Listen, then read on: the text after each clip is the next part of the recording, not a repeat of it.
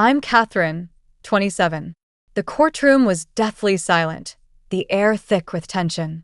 The judge's voice echoed through the chamber as she read the final words of the will. The estate remains solely in Katherine's control. This matter is closed. My parents' faces crumpled like paper in the wind. My mother, Olivia, her eyes wide with shock, reached out a trembling hand as if to grasp something that had slipped through her fingers. My father, Henry, sat there, his jaw clenched so tight I thought it might shatter. And my brother, Ryan, his once smug expression replaced by a mask of disbelief. I sat there, my heart pounding in my chest, a strange mix of relief and triumph coursing through my veins. But it wasn't always like this. 10 years ago, I was the black sheep of the family. My parents, Olivia and Henry, were all about appearances. Olivia was a socialite, always attending high-end parties and gossiping with her wealthy friends. Henry was a successful stockbroker, constantly chasing the next big deal. They lived in a world where status and money were everything. Ryan, my older brother, was their golden child. He was an athlete, a student, and the life of every party. Every time he achieved something, it was a grand celebration in our house. When he got into Harvard, my father opened a bottle of the most expensive champagne. I, on the other hand, was different. I loved art, spending hours in my room sketching and painting. I preferred the quiet of a library to the chaos of a football field. For that, I was branded as difficult. One evening, as we sat at the dinner table, the tension was palpable. The crystal chandelier above us cast a cold light on the polished table. Ryan twirled his car keys, a new BMW that my father had bought him for his 16th birthday. I cleared my throat and asked, "Why does Ryan get a new car, and I have to rely on rides from friends?" My father's face darkened. "Life isn't fair, Katherine. You need to learn your place." His words were like a slap in the face. My mother rolled her eyes. "Your little art hobby won't get you anywhere. It's cute, but it won't pay the bills." Ryan smirked. "Yeah, Katherine, you should try to be more like me." As I turned 17, the situation at home became unbearable. Every dinner was a battle. I could feel their disappointment in me like a heavy weight on my shoulders. Then, on my 18th birthday, it all came to a head. My mother called me into the living room. Ryan was lounging on the couch, looking like he was watching a show. My father stood there, holding an envelope. "Katherine, we've decided it's time you learn responsibility," my father said coldly. "No more money, no more support. You're on your own." I took the envelope with trembling hands. Inside was nothing but a piece of blank paper. It was a symbolic gesture, a clear message that they were done with me. I packed my few belongings into a backpack, 2 changes of clothes, my sketchbook, and my phone. As I stood at the door, hesitating, my mother's voice rang out, "Don't worry, sweetheart. You'll thank us one day." That night, I slept in the back seat of my old car, looking up at the stars and wondering how my life had fallen apart so quickly. Meanwhile, Ryan was at a frat party, posting pictures on social media with his new MacBook. The only person who never turned his back on me was my grandfather, Arthur. He was a kind-hearted man, a retired teacher who valued character over wealth. He invited me over on weekends, fed me, and let me sleep on his couch when I had nowhere else to go. One day, he slipped me a grocery money when he thought I wasn't looking. He squeezed my hand firmly and said, "Katherine, you're stronger than you think." But then, the unthinkable happened. Grandpa Arthur got sick. I visited him every day at the hospital, holding his hand as he grew weaker. One morning, I received a call that he had passed away. I was devastated. Losing him felt like losing the last anchor in my life. I expected nothing from his estate, maybe just a small memento to remember him by. Then, I received an official envelope from the probate court. My hands shook as I opened it. It stated that the heirs of Arthur were required to attend the reading of his last will and testament. My name was listed alongside my parents and Ryan. I almost didn't go.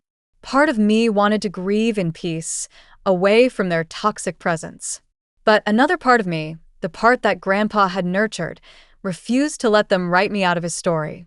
On a gray Monday morning, I walked into the courthouse.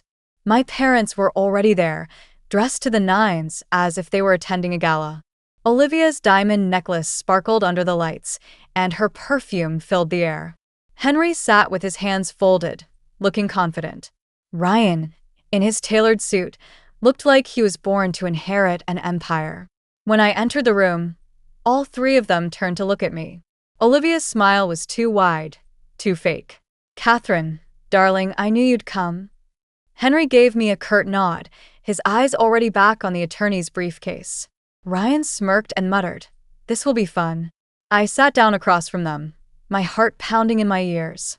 The attorney, Mr. Thompson, a serious-looking man with a sharp suit, cleared his throat and began, "We are here to read the last will and testament of Arthur."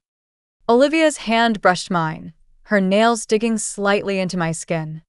"Don't worry, Katherine. "We'll manage it all for you." Henry nodded smugly, as if the billions were already in his account. Little did they know what was about to happen. Mr. Thompson flipped to the first page of the will. "I, Arthur, hereby leave the entirety of my estate valued at approximately $5 billion to my granddaughter, Katherine." Time stood still. My parents' smiles froze, then shattered. Ryan's jaw dropped. I blinked, thinking I had misheard. $5 billion? To me? The silence in the room was deafening. Then, like vultures, they started to scramble. Olivia's voice was shrill but laced with false sweetness. Well, of course, Katherine was always close to her grandfather. Naturally, she'll need our guidance. Henry straightened up. Yes, of course. $5 billion is a huge responsibility for someone so young. We'll step in and protect you from mistakes. Ryan laughed coldly. "Katherine, you've never been responsible.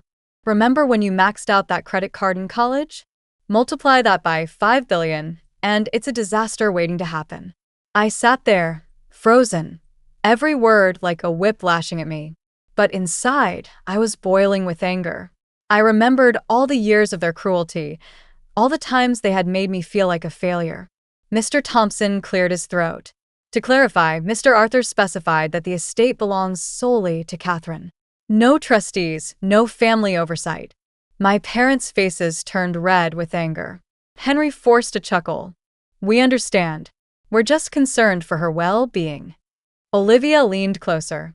"Sweetheart, you know we only want what's best. Let us guide you. Grandpa would want us all to benefit." The word benefit hung heavy in the air. I knew what they meant. It was all about them, not me. I sat up straight, my resolve hardening.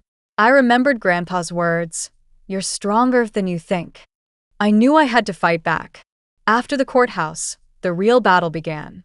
My phone started buzzing with messages from my mother. "We should talk, Katherine. Your father and I know what's best." I ignored them, but they didn't give up. One night, Ryan showed up at my apartment. He walked in without asking, looking around with a sneer. "Cute place, but it won't do anymore.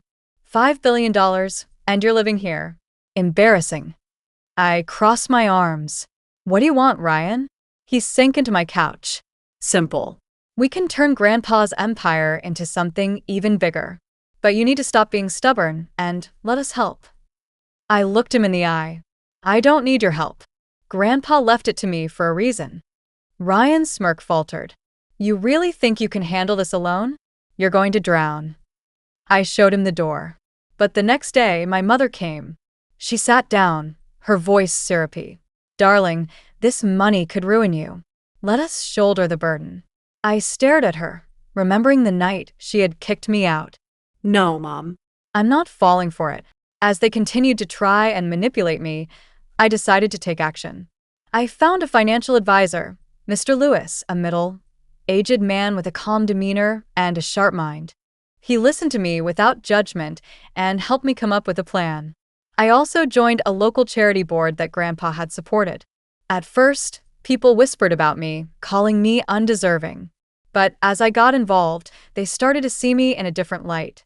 One day, I met Mr. Harris, a retired lawyer. He told me that Grandpa had anticipated trouble after his passing. He showed me a folder with iron-clad clauses. If my parents attempted to interfere, they would be disinherited. I felt a new sense of strength. I knew I had the upper hand. But my parents didn't stop. They filed a petition with the court, claiming I was unfit to manage the estate. They requested guardianship of my assets. The day of the hearing arrived. I walked into the courthouse, my hands trembling but my head held high. My parents and Ryan sat across the aisle, looking confident. Their attorney stood up and launched into a performance. "Your Honor, our clients are deeply concerned for their daughter. She has no experience in financial management." Then Mr. Harris stood up. He presented the evidence: the forged attempt at the bank, the texts from Ryan, and Grandpa's handwritten notes. He read from the notes: "If they attempt to take what is not theirs, it will be proof enough of why I chose Katherine." The judge listened intently. Then she made her decision. The petition is denied. The estate remains solely in Katherine's control. As I walked out of the courthouse, I felt a weight lift off my shoulders. My parents' reputations were in tatters. Olivia's social circle turned cold, and Henry's clients started to distance themselves. Ryan's friends abandoned him, and his girlfriend dumped him. One evening, I drove past my parents' house. The once pristine lawn was overgrown, the paint on the house peeling. It looked like a shadow of its former self. I parked across the street, memories flooding back. But this time, I felt no sadness or anger. I rolled down the window, the cool night air brushing against my face, and whispered, "Grandpa was right. I decide what I'm worth." With that, I drove away, leaving behind the past and stepping into a future of my own making. The key to my new home in my pocket, a symbol of my new-found freedom and independence.